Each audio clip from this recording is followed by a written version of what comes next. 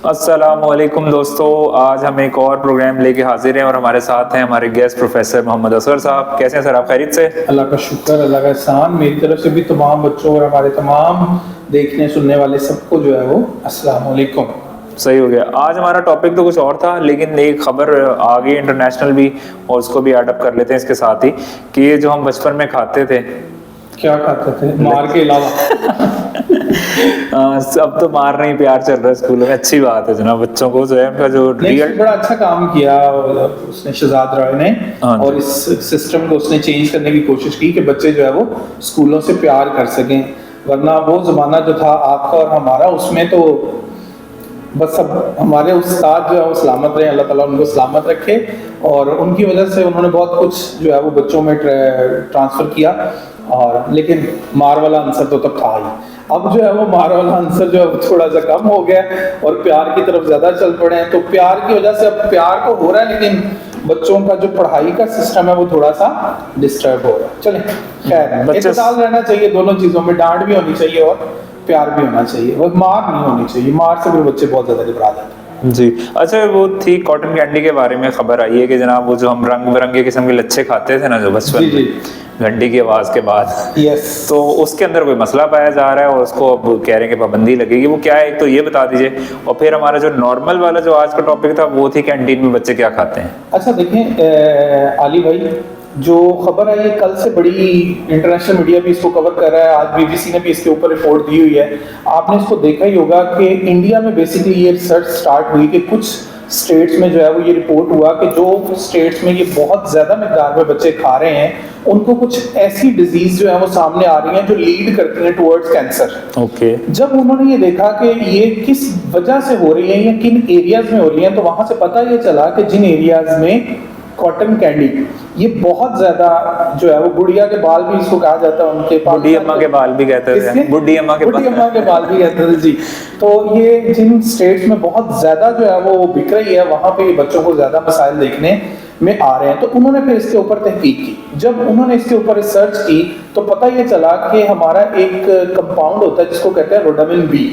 अब ये बेसिकली जो है वो टेक्सटाइल कंपाउंड है। अच्छा। टेक्सटाइल में चीजों को डाई करने के लिए, कलर देने के लिए ये यूज होता है। और जब हमारे वो फूड प्रोड्यूसर्स जो कि बहुत महंगी चीजें अफोर्ड नहीं कर पाते, फूड कलर थोड़े से महंगे होते हैं, तो वो फिर क्या करते हैं, उनको पता होता है बच्चों ने कौन सी कंप्लेन करनी है, वो इस तरह के कंपाउंड जो है उनको कलरिंग देने के लिए, इसका पिंक शेड जो है वो बहुत ज्यादा वायलेट शेड होता है, तो ये बहुत ज्यादा जिसको कहते हैं कि अट्रैक्टिव होता है, बिकता है। इसका पिंक कलर होता है जो ज्यादा अट्रैक्टिव होता है, जो ज्यादा फास्ट होता है, तो वो लोग जो है वो पिंकिश कलर देने के लिए कॉटन कैंडी को इसको यूज करते हैं। लेकिन ये इतना ज्यादा जो है वो डेंजरस है कि मैं आपको ये बता दूं कि कॉस्मेटिक्स में भी यूज होता है। अच्छा। और अगर कॉस्मेटिक्स में इसकी तादाद थोड़ी सी ज्यादा हो जाए, मिकदार थोड़ी सी ज्यादा हो जाए, तो ये आपकी स्किन को बाहर से इफेक्ट कर देता है। अच्छा, ये कि इधर एक सवाल आ गया, लोग इस तरह बात करते हैं कि जी रिपोर्ट्स और नई से नई डेली आ जाती हैं। हम आपने भी कहा, आप भी और हम भी तो बचपन में खा के ही आए हुए हैं बड़े, तो मतलब जी उसमें चीनी अच्छी थी या उस वक्त जो है ना वो आपके जो लोग फूड प्रोड्यूसर्स थे ना उनको नहीं पता था इतना कि किसी दूसरी चीज को यूज करके भी हम ये रिजल्ट ले रहे। जब आप बचपन में थे तो आपको दूध खालिस मिलता था। मैं छोटा था अच्छा, आपको नहीं पता। तो आज अगर आप पंजाब फूड अथॉरिटी से पूछे कि लाहौर में जितना दूध एंटर हो रहा है दूसरे शहरों से, शेखपुरा से आ रहा है, मुरीद के वाली साइड से आ रहा है, कसूर की साइड से आ रहा है, रायवंड वाली साइड से आ रहा है, जब वो इसको चेकिंग करते हैं तो आपका जो दूध के नाम पर केमिकल लाहौर में एंटर हो रहा है, आप हैरान रह जाएंगे कि ये भी होना था। तो एक वक्त था कि जब लोग सिंसियर थे अपने फूड प्रोडक्शन बिजनेस के साथ, हलाल करके खा रहे थे। तो अब जो है वो प्रॉब्लम ही आ रही है। अच्छा, अब इसमें जो है आपने क्वेश्चन किया कि अब जब हमारे फूड प्रोड्यूसर्स ये देखते हैं कि हम किसी भी जगह से पैसे बचा सकते हैं, उसमें जो बेसिक चीज उनको नजर आती है वो क्या आती है? बच्चे। क्योंकि बच्चे कंप्लेन नहीं कर सकते। हम किसी रेस्टोरेंट में जाते हैं, हमारे आगे खाना सर्व होता है, हमें उसका हल्का सा टेस्ट या कलर टेक्सचर अच्छा नहीं लगता, हम फौरन से बुलाते हैं मैनेजर को, बुलाओ भी। लेकिन बच्चे ऐसा नहीं कर सकते। इसीलिए मैंने आपसे ये कहा था कि हमारे जो स्कूल हैं इनकी कैंटीन्स तक दो लोगों की रसाई बड़ी जरूरी है, एक पेरेंट्स की और दूसरा पंजाब फूड अथॉरिटी की। पंजाब फूड अथॉरिटी जो है ये इस चीज को इंश्योर करे कि जो कैंटीन पे चीजें बिक रही हैं वो बच्चों के लिए, हेल्थ के लिए ठीक है।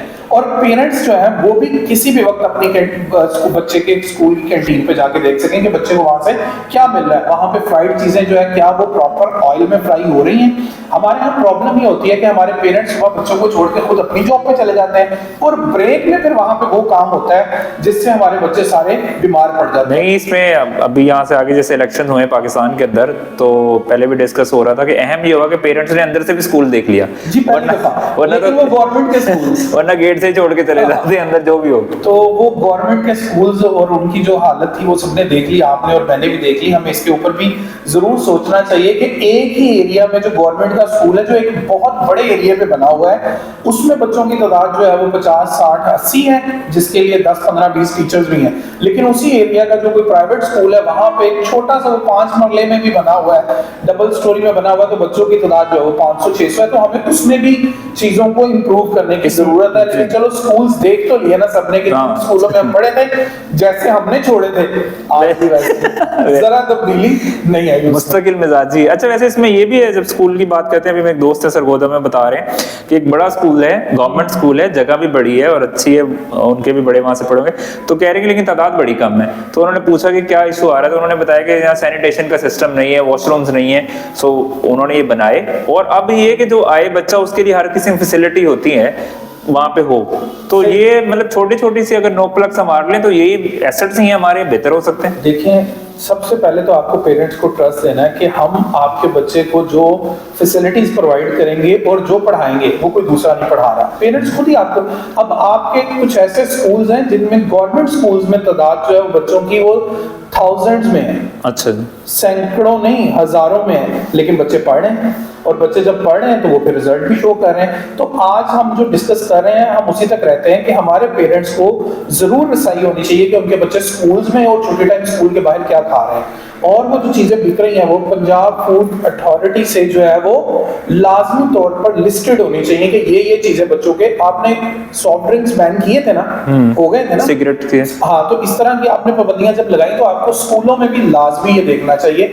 और ये कॉटन कैंडी जो इंडिया में बैन हुई है, देखिए जब एक जगह रिसर्च होती है ना तो दूसरी जगह पे लोगों को भी एहतियात लाजमी करनी चाहिए। हमें भी अपनी जो चीजें इनको जरूर टेस्ट करना चाहिए, इनके ऊपर रिसर्च करनी चाहिए, देखना चाहिए क्या इनमें कोई ऐसी चीज तो नहीं है। देखिए बच्चे जो है ना बहुत छोटे होते हैं, कोई भी चीज जो उनको डिस्टर्ब कर सकते हैं, और आपको ये तो पता होना चाहिए कि उन्होंने कहा जो केमिकल है ये रोडामिन बी, ये कैंसर कॉजिंग है, लीवर पे भी और काफी इफेक्ट करता है। तो इसलिए हमें फौरन से पहले इस चीज के ऊपर फोकस। लेकिन ये देखें इसके अंदर जो मैं समझता हूँ जो सरकारी स्कूल के असातिज़ा थे पुराने, उन्होंने बड़ी खिदमत की है कि वो पहले ही कैंटीन खुद चेक कर लेते थे कि भाई हमें भी पिलाएं खिलाएं क्या है, या बच्चों के टिफिन के बच्चे कोई मुज़र एशिया ना खा रहे हो। ये अब प्राइवेट स्कूलों में नहीं हो रहा जी, ऐसे नहीं हो रहा।